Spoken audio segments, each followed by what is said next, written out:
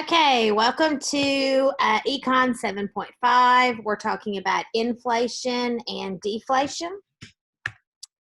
So we're going to talk about how we calculate inflation and as well as we interpret it, what causes prices to increase, as well as the causes of inflation. Also going to describe the recent trends in the rate of inflation. So what is inflation? Inflation is the ability it's a general increase in prices across the economy. Purchasing power. Now this one, some students got really confused from topic 6 when we talked about money is a store of value. When it's a store of value, that means a dollar is a dollar. A dollar bill is going to be worth a dollar 100 years from now. If you own a dollar coin, silver dollar coin from 1896, if you took it to Walmart, it's going to be worth a dollar. We're not talking about purchasing power. That's what this is. Purchasing power is a dollar in 1896 would have got me a whole lot more than it does today. So purchasing power is different. It's the ability to purchase goods and services.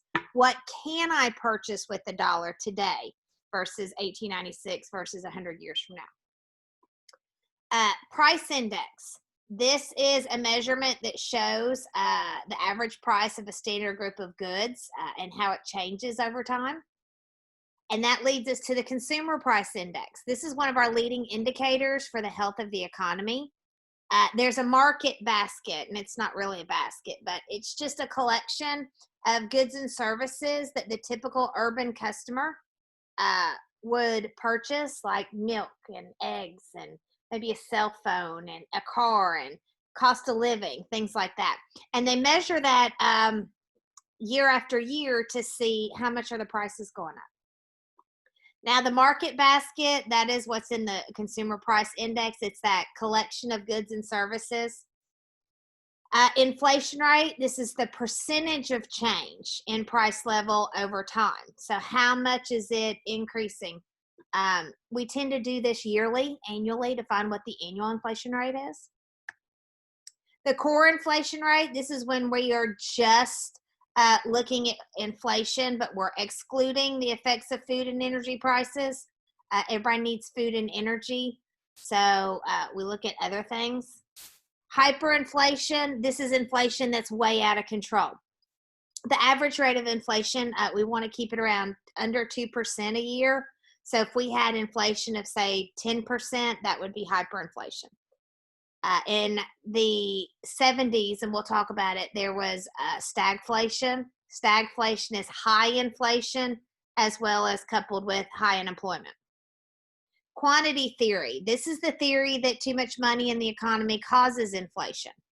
This is why we wouldn't want to increase the money supply to help people out, because it can actually cause inflation. Wage price spiral. We've got a chart on this. We'll get into more detail. But basically what it's saying is this is a spiral because it keeps going up. It's not a circle. As people request higher wages, the company then has to charge more for its product or services to pay those wages. Then the customer, now to buy those products and services, needs more money. And it's just a cycle that just keeps going. Fixed income, this is income that does not increase even when prices go up. Great examples of that would be inflation. Not inflation, I'm sorry. Social Security checks. The elderly that are on retirement checks, they tend to be on fixed income. If someone's on disability, it's a fixed income. If somebody's on Social Security at 65, they're going to get the exact same check when they're 85. They do not adjust for inflation. It's just a fixed amount. And then deflation is a sustained drop in price level. Some things drop in price. If you look at VHS tapes, yeah, they dropped in price all the way down to they're not being offered anymore. Yeah. So how does rising prices affect you? You may not notice changes at first. I know Chick-fil-A says they've done little small increments to their price and nobody notices. Sometimes it's that total bill that you go, wow, that's more than I'm used to. I know one thing, when prices rise, SpaghettiOs and meatballs, I use this example in class. There's my dogs. Yep, they're fighting. SpaghettiOs changed the packaging. They changed the can. It used to be tall and skinny, and then they made it short and fat with a pop top. Well, if you looked at it, the price didn't change, but the quantity you got in there changed. And that happens a lot of times to try to fake people out of, ooh, the price didn't change, but the amount you get did. So, yeah. So let's talk about inflation. Obviously, trips to the movies are expensive. You probably hear your parents sounding a lot like me. When I was in high school, it was only like $4 or $5. Yeah, now they're like $12, $13, $14. It's expensive. And that's due to inflation. Now here's an example. We've got some inflation and deflation. Bread has been a victim of inflation. You can see it went up about 50% in 10 years, then another 50%. So it's about double in 2010. Butter had inflation over 10 years, then a deflation. What could be the reason for the deflation? Well, everybody's trying to be more heart conscious. It has cholesterol in it, so people are switching to margarine, things like that. Bacon has increased. You can see it's almost doubled. And I do know there were certain times when bacon was $10 a pound. When there was the swine flu, when there were illness in pigs, they had to put them down instead of being able to use them for meat. Price went real up. Supply went down, so price went up. Price indexes. These are leading indicators for how the economy is doing. Housing costs are one thing that economists look at. And if you look in Nashville, Nashville's a real concern right now that it doesn't have affordable housing. It's actually really expensive. And I know, being a teacher, one of the things that I have heard is that a first-year teacher in Metro cannot afford to live by themselves in Davidson County. There's no affordable housing. And that's a problem. They're having a hard time attracting teachers because of that, or they have teachers leaving the profession because it's hard to just have a place to live. How do economists compare changes? They look at things, they look at price levels, they examine that. I also know when you talk about housing costs, my parents live on the lake. They bought their house in 1985. I bought my current house in 2002, first of 2002. And because of inflation, I actually paid more for my house in 2002 than they paid for their lake home in 1985. Now, what is their house worth versus today? It's worth more than mine. But again, I always tell my students, investing in a house is probably one of the biggest ways you can make money. If you can buy a house and sit in it and stay in it for a long time. I've been in my house now 18 years. It's worth more than what I paid for it. Why? Because of inflation. Price indexes. So how are they used? How are we going to calculate them? And let's talk about different types of inflation. So if we look at household expenditures here, the biggest one is housing. And this is where I got into that. If you can buy a house because of inflation, 15, 20 years, you're going to make money off that house. You are. If you can sit in it and stay in it, you're going to make money off that house because of inflation. The second one is going to be transportation. If you have to buy a car, I mean, nowadays, especially you guys know, it almost costs you as much for insurance as it does for the car. It's expensive. Then you got food, healthcare, other things. Some discount grocery stores pop up.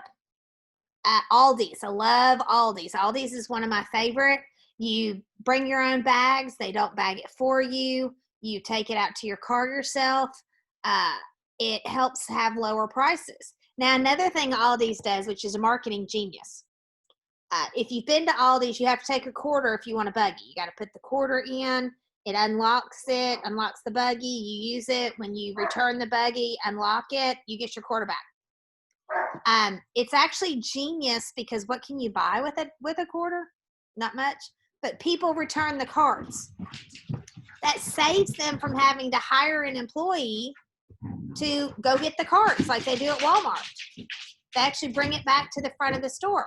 Some people leave them out in the parking lot, but it's amazing how that quarter, especially children, will be like, ooh, I'll push the buggy back. My kids did that when they were little. I'm going to push the buggy back, and they got the quarter. They thought that was the greatest thing ever. How do we calculate the inflation rate?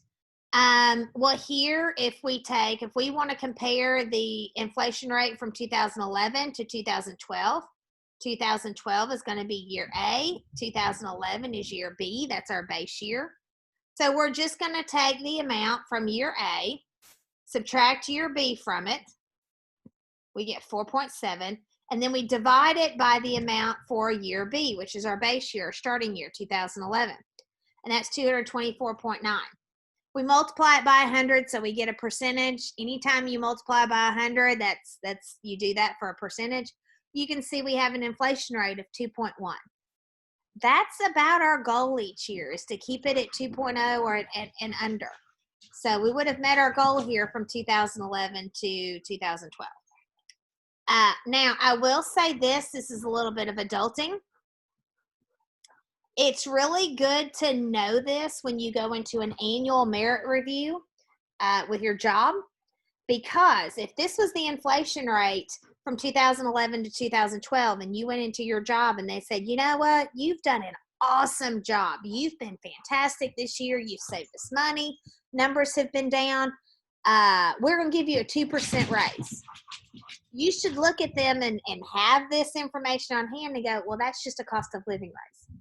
Well, what do you mean? Well, the inflation rate for the past year is 2.1%. So if you give me a 2% raise, you're just keeping up with the cost of inflation. If it's a merit raise, I need more than 2%.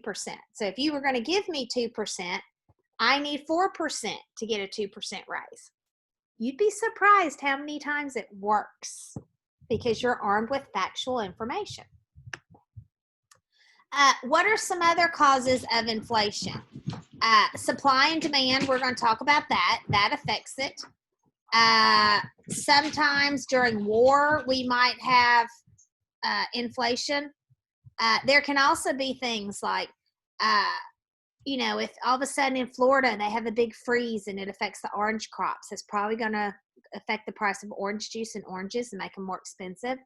When we had mad cow disease, they had to put a bunch of cows down because they were infected. You couldn't sell the meat. That made the price of beef go up. When we had the same thing, the illness with the pigs, it made the price of bacon and pork go up. If there was a drought, that could lead to poor harvests of corn or other types of crops and make the price of things go up. If wheat, supply of wheat went down, then it would probably make flour and anything that used flour go up. So there can be several things that cause inflation. Other things would be if the money supply increases, that can cause inflation, and then changes in overall demand or overall supply. And again, when we go back after this to topic 3, you will see with demand and supply, when supply is low, it's going to cause inflation. When demand increases, that can cause inflation too, because people are willing to pay more because they really, really want the product or the service. I love this little cartoon. She's like, honey, the gas bill is a lot bigger than usual. She's talking about size. But this is something, and this is adulting too. When you get your own home or you get your own apartment, you need to always keep track of your electric bill, water bill, gas bill. Reason being, if the bill increases like really bad, that's a sign that you could be having problems with your HVAC, or you could have a leak in water. It's a true story. It happened to me a couple months ago. My water bill is usually $80 to $100, and that has a lot to do with if I'm watering things or pressure washing, using water outside, doing a bunch of laundry. And it came in, it was $300. I flipped out. $300, that's like 3 months worth. So I called my husband and I'm like, okay, we have a problem. You need to search for the leak. There ended up being such a slow trickle in our toilet, you couldn't even hear it, that it really, if you research it, a little leak in your toilet can make your water bill go way up. Well, we had it in not only one toilet, we had it in two. And he was like, well, I'm just going to replace the internal stuff. I said, no, you're replacing the whole toilet. $300, I'm freaking out, replace the whole toilet. We replaced 3 toilets, had 3 high months of bills, and now it's down back to normal. But I share that with you because those can be indicators that there's something wrong. I've also been told you should always, when you fill up, you should check your miles per gallon that you're getting. How do you do that? You look at how many miles you've driven since your last fill up, and you divide that by the number of gallons it just took to get you back to full. That'll tell you your miles per gallon. If your miles per gallon is going down, how many miles you're driving per gallon gas is going down, then that can be an indicator that your car needs to be serviced. Here's our wage price spiral. So we've got fertilizer employees. They get a wage increase. And this would be what would happen if we go to a higher federal minimum wage. So if they raise their wage increase across the board, then they've got to raise the price of their products. So fertilizer price will go up. That means that cost is passed on to the farmers. So farmers are going to turn around and pass that cost over to the produce that they sell, which this original person is now turning around here, right there, and buying it at the higher price. Therefore, because prices are going up, they're going to demand even more paycheck. And we start back here again. That's why it's a spiral. It's continuing to go up. So high inflation is a major economic problems. Especially if the rate changes from year to year. We want to try to keep it a steady rate. This is also a problem when planning for the future, because if you sat here right now and said, how much money am I going to need on retirement? You got to take inflation into account. And if all of a sudden we had stagflation or hyperinflation, then that would make it worse, make it a whole lot worse in your purchasing power. So, how do we have effects on purchasing power? Well, let's look at this one. Let's look at our sign. We don't let inflation change our prices. But because of the cost of things, look, here's this whole section of the umbrella missing. What you got to do? Sit on one side? I need 2 umbrellas to make one now. So that's going to cost more money. And this is why people do raise their prices, because then you're going to start skimping on quality and leave things out just to keep the price the same. And again, I'd rather pay more for an umbrella to have that extra panel. Doesn't do me any good with a missing panel. Now, the money supply. If we increase the money supply, say we just went out and printed a whole bunch of money, it would cause inflation and actually counteract the whole point of printing more money.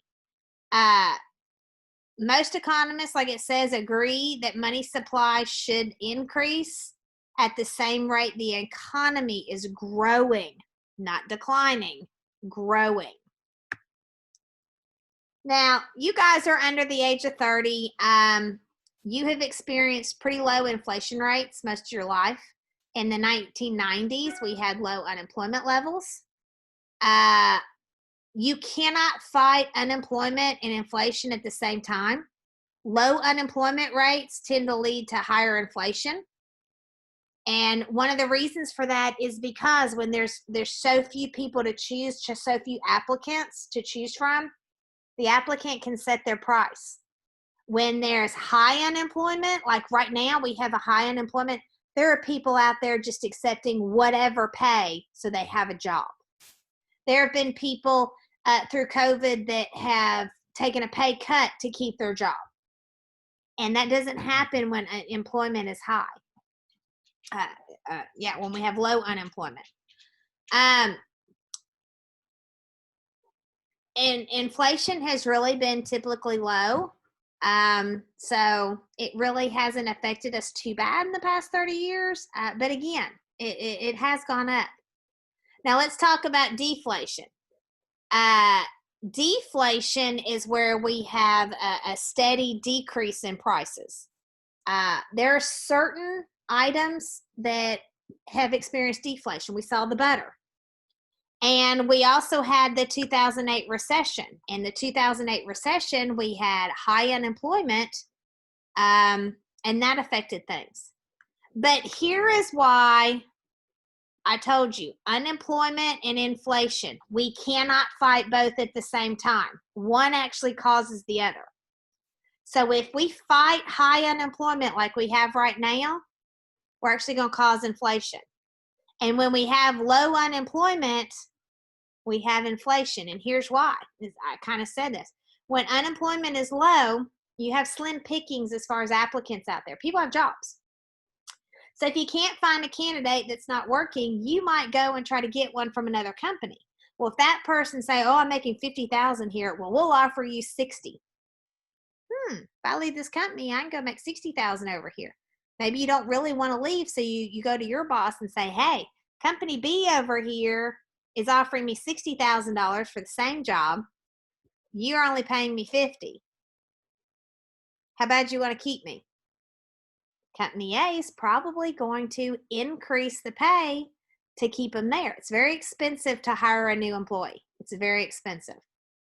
There's a lot of costs involved. So they're probably willing to raise his rates to keep him there. That causes the increase in wages.